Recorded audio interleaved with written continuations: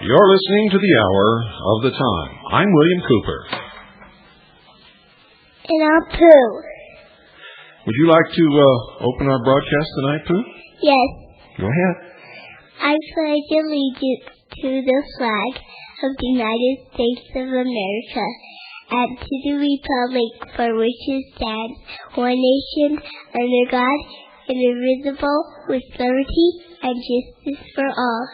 Thank you. You're welcome. And I love you. I love you too, honey. Folks, tonight is probably going to awaken you more than any broadcast that I've ever done. I have been here in the studio with several other people all evening. I have not listened to the State of the Union speech delivered by President Bill Clinton. I can assure you, though, that during that speech he used the term, the New Covenant. And tonight, I'm going to explain to you exactly what that is and what it means for you and all of us. Don't you dare go away from your radio for not even 1 second tonight. There will be no commercials, for this is of such utmost importance that every single second will be used to convey this information. Now remember, many months ago, I did a broadcast relating the contents of an interview in a book entitled 5/5/2000 by a man named Richard Noon. The man being interviewed stated that Jesus had done his job, and now it is Lucifer's turn. I take you to the secret places of the lion. Ladies and gentlemen, everything you hear tonight will be direct quotes from the writings, from their own words, of the perpetrators. Now remember, from the Mystery Babylon series, the Illuminati is the plural for illumined, are those of the light. Freemason in French literally means the sons of light.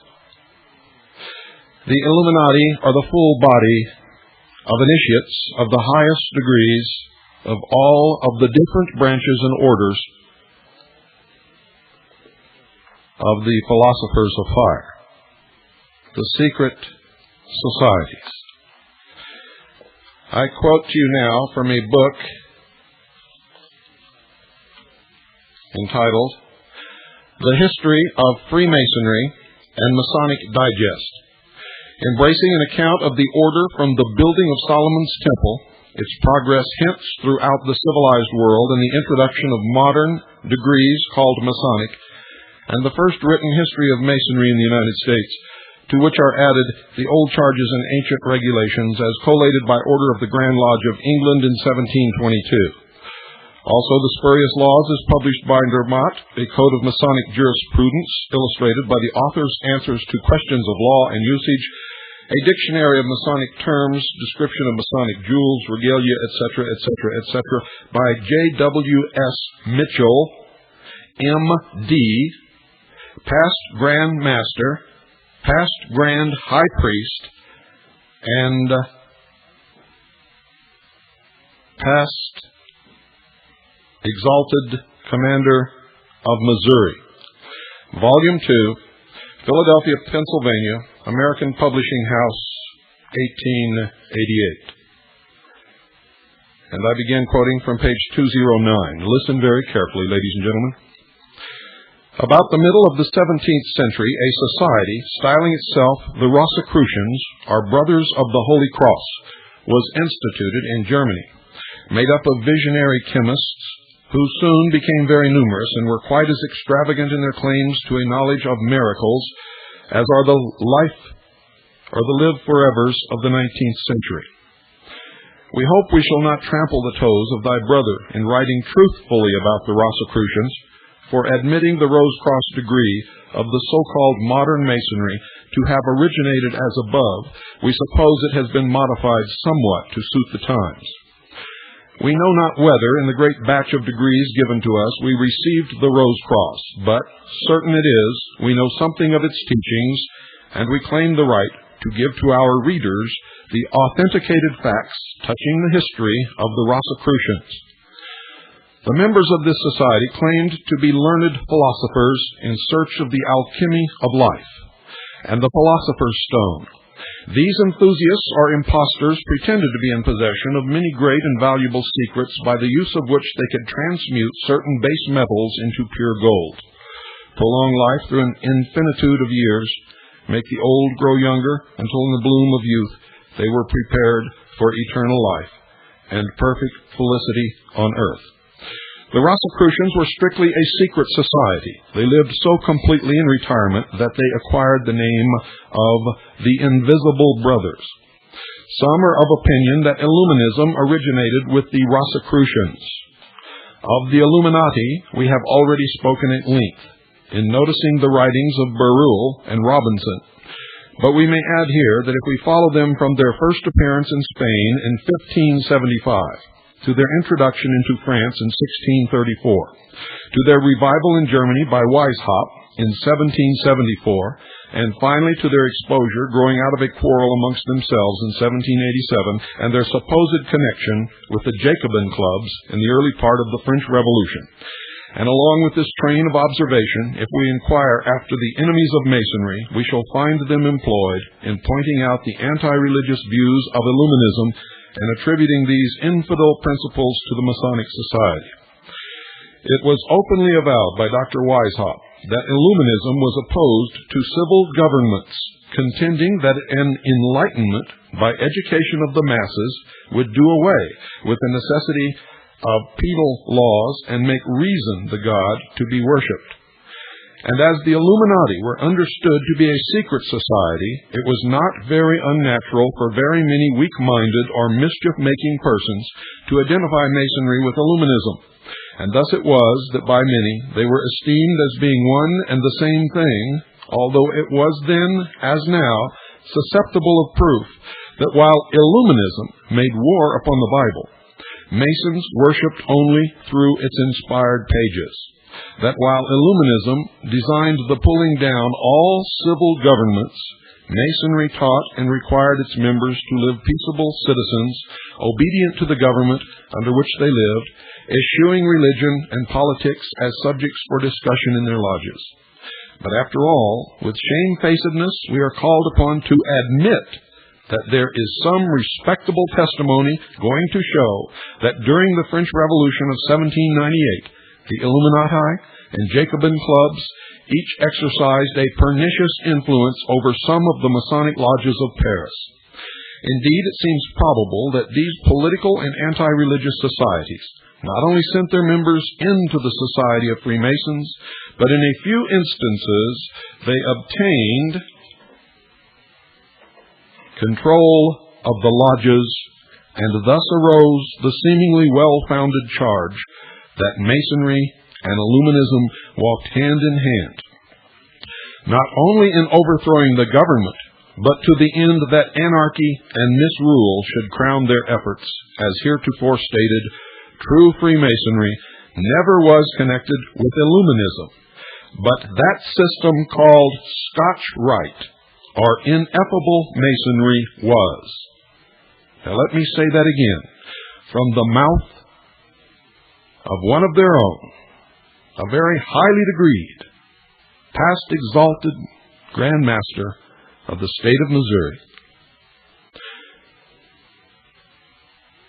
As heretofore stated, true Freemasonry never was connected with Illuminism, but that system called Scotch Rite, or ineffable Masonry, was.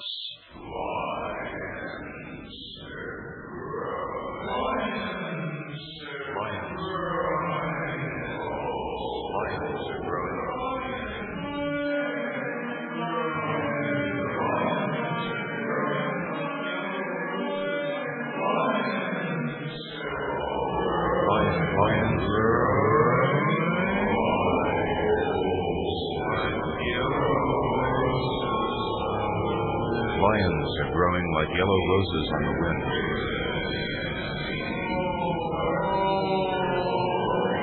Lions are growing. Lions are growing. Lions are growing. Yellow roses on the wind. These birds gracefully beating the sky with their orange blossoms.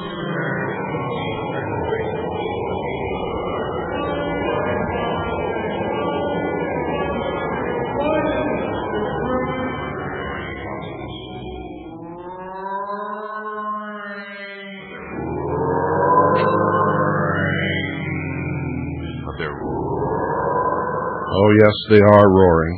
And while you all watch on your television sets every Sunday morning, the so-called evangelical Christians calling the Christian disparate groups to unify.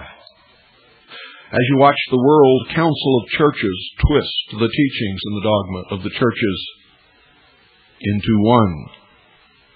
As you listen to the Pope call for the unification of all Christian churches under the leadership of the Vatican, with the Pope at the head. As you see Pat Robertson tell you that this is a good idea on the 700 Club, then you will understand what I am about to read to you.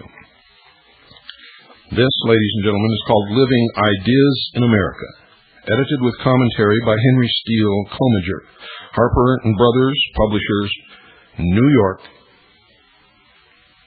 And the copyright, if I can find it, is 1951 by Henry Steele Commager, printed in the United States of America. And on page 517, it publishes an interesting paper called The Socialization of Christianity. And listen very carefully. The Socialization of Christianity. The interest of Protestant churches in the work of social reform goes back to the pre-Civil War years, when men like Channing, Emerson, Parker, and others of the Unitarian denominations were so active. The movement, formally called the Socialization of Christianity, developed in the closing years of the 19th and the early years of the 20th century.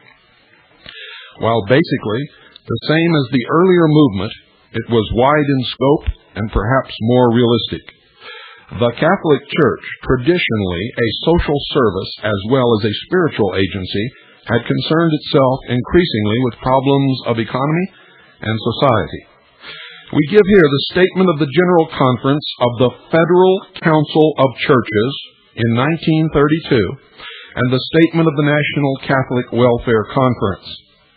The Federal Council of Churches evolved into the World Council of Churches.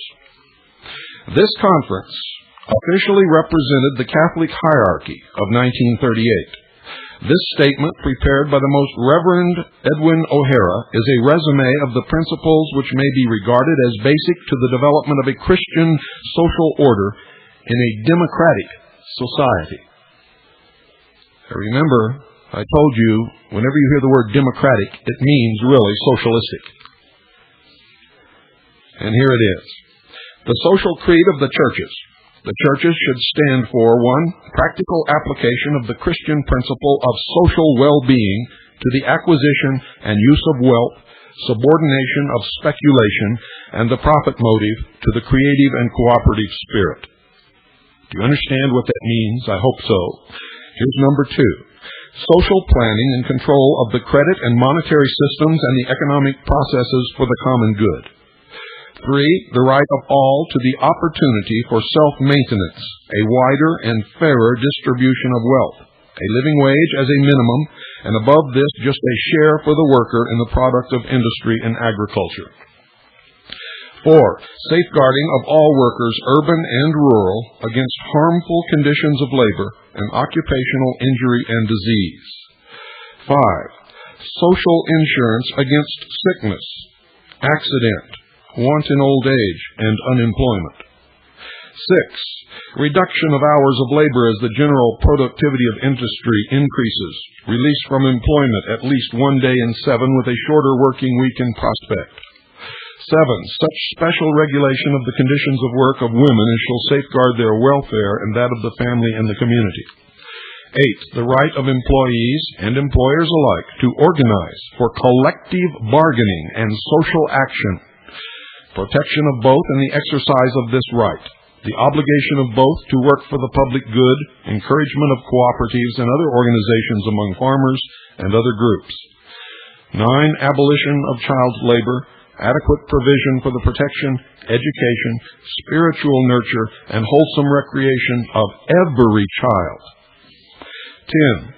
Protection of the family by the single standard of purity, educational preparation for marriage, homemaking, and parenthood. 11. Economic justice for the farmer in legislation, financing, transportation, and the price of farm products as compared with the cost of machinery and other commodities which he must buy. 12. Extension of the primary cultural opportunities and social services now enjoyed by urban populations to the farm family. 13. Protection of the individual and society from the social, economic, and moral waste of any traffic in intoxicants and habit-forming drugs. 14. Application of the Christian principle of redemption to the treatment of offenders. Reform of penal and correctional methods and institutions and of criminal court procedure. 15. Justice, opportunity, and equal rights for all. Mutual goodwill and cooperation among racial, economic, and religious groups. 16. Repudiation of war. Drastic reduction of armaments. Participation in international agencies for the peaceable settlement of all controversies. The building of a cooperative world order. 17. Recognition and maintenance of the rights and responsibilities of free speech, free assembly, and a free press. The encouragement of free communication of mind with mind as essential to the discovery of truth. That's the social creed of the churches in 1932. B. A Christian social order. 1. That industrial and financial power must not be divorced from social responsibility. Those exercising such power must always have in view the good of the industry or business as a whole, and also the common good. 2. That a prominent aim of industry should be to provide stable employment so as to eliminate the insecurity and the other social ills that arise from excessive changes of employment and residence. 3. That as machinery is introduced into industry, workers thereby displaced should be guaranteed adequate protection.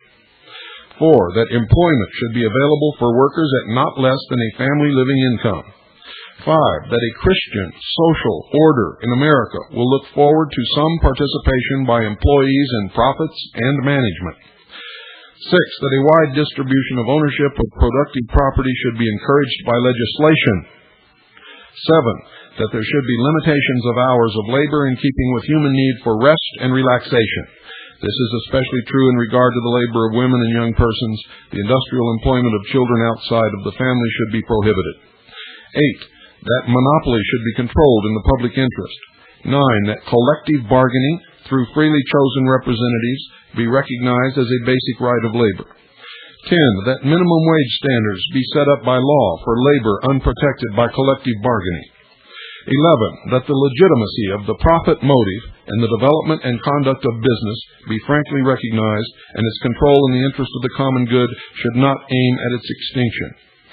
12. That there must be an increase of wealth produced, if there is to be an adequate increase of wealth distributed. 13. That a proper objective of monetary policy is to avoid rapid and violent fluctuations in commodity price levels. 14. That after a man has given his productive life to industry, he should be assured of security against illness and dependent old age. 15. That a balance must be maintained between industrial and agricultural population and between the rewards for industrial and agricultural activity. 16. That a healthy agricultural system will encourage the family farm rather than the commercial farm. 17. That a Christian social order involves decent housing for all the people. 18. That the family rather than the individual is the social and economic unit, and its needs should be recognized both by industry and by the state. 20. That a Christian social order, organized on the basis of self-governing industries, occupations, and professions, according to the plan proposed by Pius XI in his encyclical on reconstructing the social order, will establish social justice and promote industrial peace. 21. That a Christian social order can be maintained only on the basis of a full acceptance of the person and the teachings of Jesus Christ. Beyond the enunciation of these principles, we are charged with the further responsibility of translating them into action. National Catholic Welfare Conference Statement 1938. Now, ladies and gentlemen, there are some good things in there that would help everybody an awful lot. There is also the distinct and unmistakable thread of Marxist socialism and communism in those statements. My point is this. In my series on the mysteries, Mystery Babylon, I pointed out that at the highest levels, ladies and gentlemen, the Lodge is no different than the Church or the Vatican, and the result, if any of them gain control of the world or the nation, will be exactly the same. I also documented, and so did Piers Compton in his book entitled The Broken Cross, the infiltration and the occupation of the Vatican by highly degreed members of the mysteries. And now,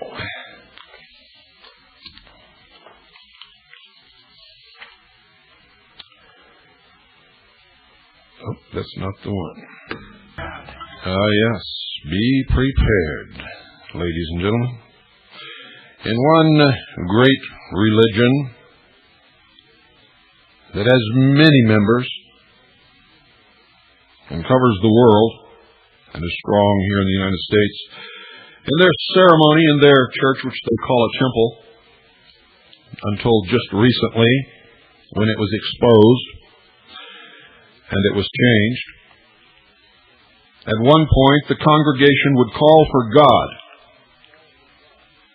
and their God would answer, but it was always Lucifer. Lucifer.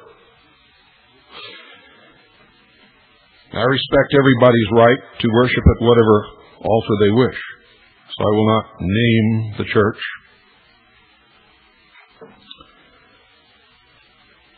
This is from a book entitled Deliverance by J.F. Rutherford. It's published by the International Bible Students Association Watchtower Bible and Tract Society of Jehovah's Witnesses. On the title page, under the title Deliverance, I quote, "A vivid description of the divine plan, particularly outlining God's progressive steps against evil and showing the final overthrow of the devil and all of his wicked institutions, the deliverance of the people, and the establishment of the righteous government on earth." And on page 14, under the heading of Lucifer, well, I'll hold you in suspense for just a little bit. Well, I hope so. But I'm going to clear it all up, never fear, before this broadcast is over. You will see the light. Under the heading Lucifer, amongst the mighty creatures of Jehovah God is the one first called Lucifer. His name means light bearer or morning star. God's prophet speaks of him as the son of the morning. It would be difficult to find words more descriptive of beauty. It would be difficult to find words more descriptive of beauty. He belonged to the heavenly realm and was therefore in the holy kingdom of God, and the description of him shows that he was shining forth amongst the others of that glorious place. This description indicates that he was more showy than the other creatures of heaven. Of him it is written that every precious stone was thy covering, the sardius, topaz, and the diamond, the beryl, the onyx, and the jasper, the sapphire, the emerald, and the carbuncle, and gold. The workmanship of thy tablets and of thy pipes was prepared in thee in the day that thou wast created. Thou art the anointed cherub that covereth, and I have set thee so. Thou wast upon the holy mountain of God. Thou hast walked up and down in the midst of the stones of fire. Thou wast perfect in thy ways from the day that thou wast created, till iniquity was found in thee. Now that song, ladies and gentlemen, doesn't mean anything that you heard. It's all in symbolism. Our trio is doomed, Father, Son, and Holy Ghost. I could go on, but I must leave something for you. You see, you must learn to exercise your brain. If he falls in love, the unification or the reunification of Osiris and Isis, empowering the body of initiates in full. But you figure it out. When we gaze into the great space above us at night, again quoting from the same book, when we gaze into the great space above us at night, we behold innumerable stars, even with the naked eye, but with a powerful lens, myriads of these balls of fire can be seen reflecting the glory of the great Creator.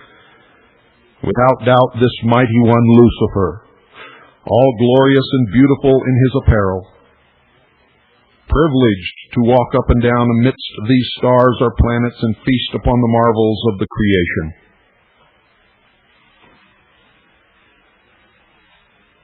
Are you beginning to understand, ladies and gentlemen? The Logos, the active agent of God in the creation of all things, of course, created Lucifer. These two, Lucifer and the Logos, are designated in the Scriptures as the morning stars. In the same great religion that I told you about their ceremony in the temple, they believe that Jesus Christ and Lucifer were brothers, and that Jesus Christ had the last 2,000 years to succeed. And since he is not, the next 2,000 belong to Lucifer. Almost an echo of the man quoted in the interview in 5-5-2000. I continue. The Logos was always the delight of the great Eternal One because of his faithfulness. Since the Scriptures declare that all the creation of God is perfect, Deuteronomy 32, verse 4, the presumption must be indulged that all these creatures in heaven were beautiful and glorious, dwelling together in peace and in harmony, and all giving glory and praise to God. In the course of time, it pleased the Almighty Eternal One to prepare a place for the habitation of man, whom he then proposed to create. The record is, in the beginning God created the heaven and earth, and he made the cloud the garment thereof, and thick darkness a swaddling band for it. In heaven these creatures no doubt were informed that the planet earth was being prepared as a place for the habitation of the creature man, whom God would create in his own image. And this knowledge must have greatly delighted God's heavenly creatures.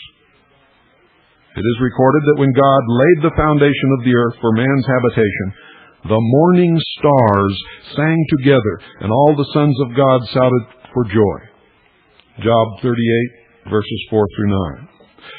You see, the Scriptures clearly teach that there were two mighty creatures designated morning stars, to wit, the Logos and Lucifer. There must have been a great convocation of the glorious creatures of heaven at the beginning of the creation of earth. And it was at this convocation that the creatures were advised by the Creator of his intention and purpose to prepare a habitation for man and to create man. And there, these two mighty ones, the morning stars, sang together a song of praise to the Eternal One, and every one of the sons of God was so thrilled by the song that they shouted together for joy. So far as men know, there is no other planet that is inhabited. The creation of the earth for man would be of most profound interest to the creatures of the heavenly realm.